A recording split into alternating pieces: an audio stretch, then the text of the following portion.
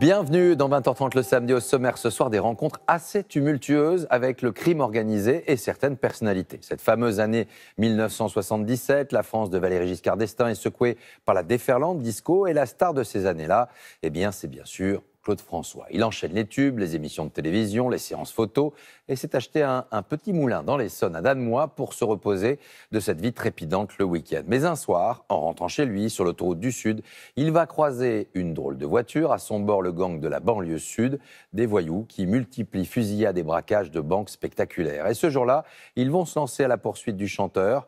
Claude François et les gangsters, une rencontre explosive, c'est l'acte 1 de ce soir.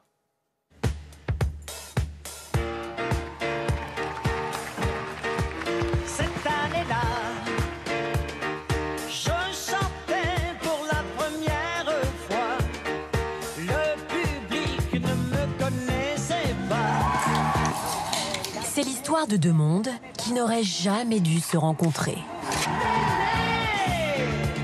Claude François et des gangsters sans foi ni loi.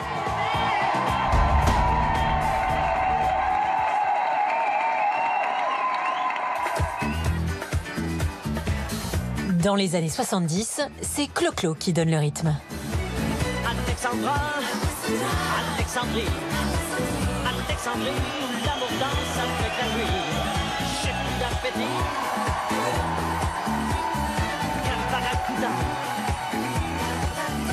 Claude, c'est The Star. C'est l'artiste français le plus convoité, le plus adulé, le plus aimé.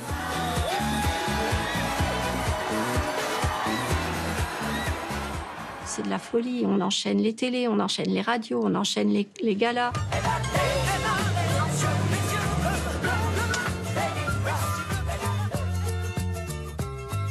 Il vivait en accéléré en permanence. C'était un type en sur-régime permanent. Il n'est pas le seul à vivre à 100 à l'heure.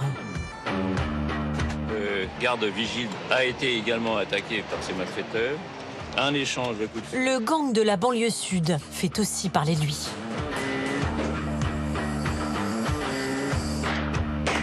Ils sont tous montés dans la 504 et sont partis en tirant des coups de feu. Leur particularité, c'est que, en gros, ils braquent en série. C'est-à-dire qu'ils braquent pas une fois et puis après, ils se mettent au vert et ils attendent.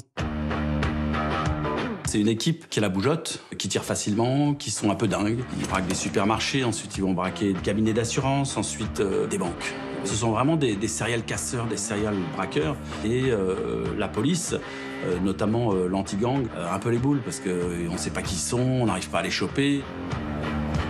Et lorsque ces deux univers vont se croiser, à votre avis, que va-t-il se passer ?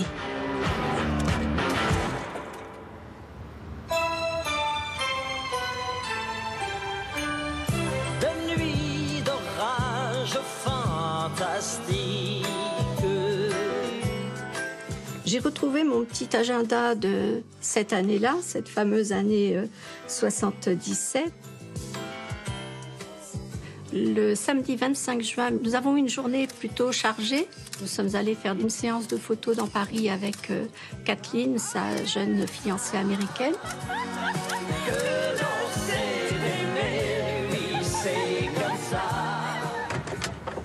Le soir venu, Claude n'a qu'une envie, filer à la campagne, dans son moulin de Danemois, au sud de Paris.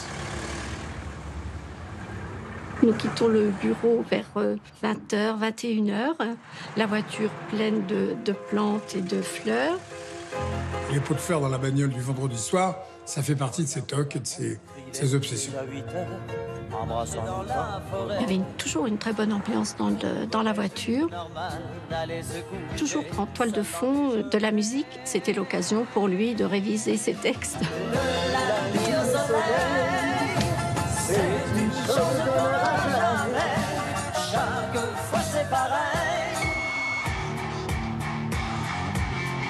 Ces voyous-là, ces gangsters, sont aussi des fêtards.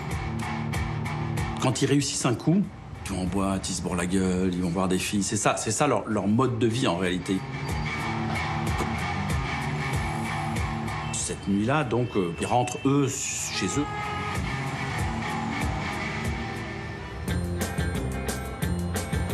Claude conduisait toujours sa voiture. Il avait une maîtrise parfaite du volant, il adorait conduire. Il avait une voiture assez puissante. C'était la 450 SEL 6 litres 9, qui est une voiture très très puissante. C'était la berline la plus puissante de l'époque. Ça marchait comme une Ferrari. Il conduisait très vite, très très vite.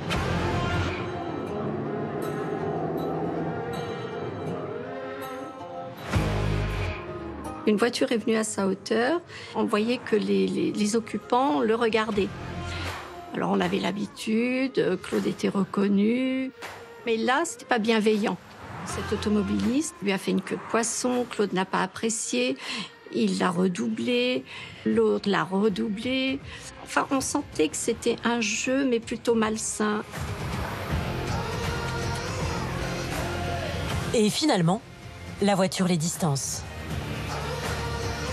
On sort de l'autoroute, on prend à droite.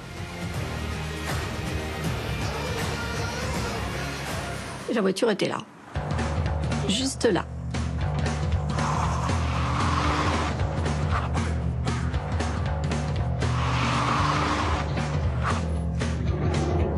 Claude accélère, la voiture accélère, nous colle vraiment.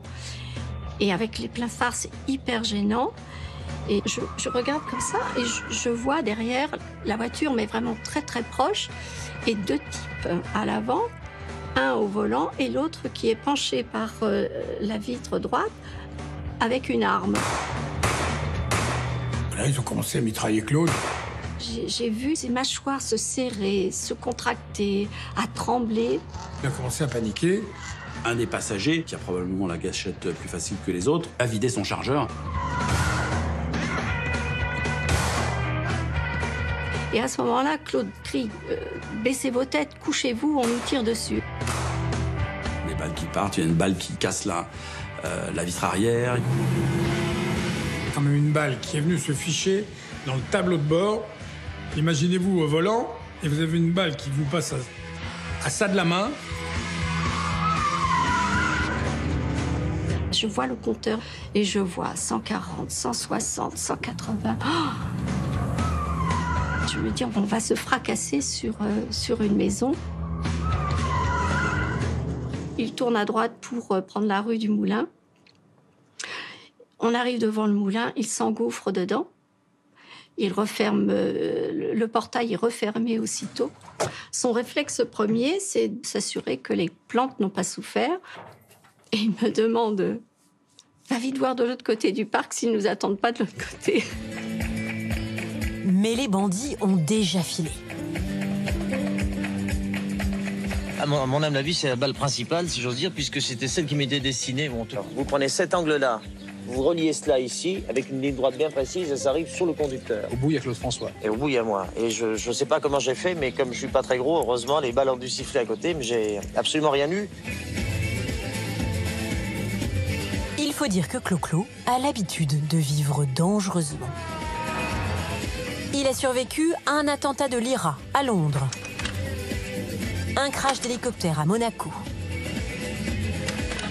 une scène de concert qui s'est écroulée sous ses pieds, et on ne compte plus les accidents de voiture. Clo-Clo et la mort, c'est une longue histoire.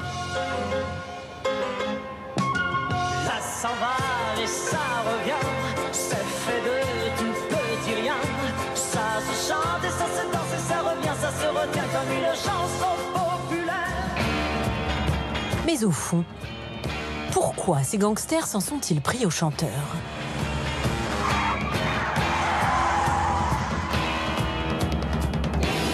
Ils sont un peu dingues, quoi, un peu frappadingues. Et l'autoroute du Sud, c'est leur artère principale, c'est leur autoroute. Quand sur cette autoroute, vous avez des garçons de ce type-là qui viennent de faire un peu la fête et qui se font doubler par une bagnole plus puissante que la leur, il faut imaginer ce qui se passe dans leur tête. Ne tient pas tête aux gangsters de la banlieue Sud sur leur territoire, c'est pas possible.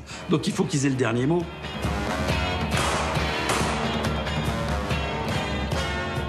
Il a bombé le corps. Soyez à Clo-Clo, rien n'est impossible. Je me sors de tout. J'ai la baraka. Il ne peut rien m'arriver. Claude François n'a plus jamais recroisé leur route. La lumière du phare d'Alès.